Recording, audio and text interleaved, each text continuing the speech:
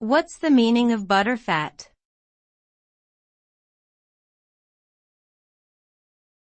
Butterfat.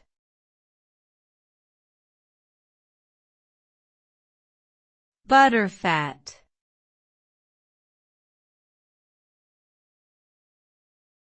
Butterfat.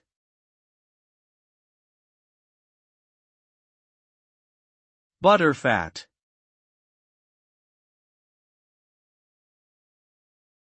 Butterfat refers to the fat found in milk and dairy products. It is the primary component of butter and provides the rich, creamy texture and flavor that is characteristic of dairy products.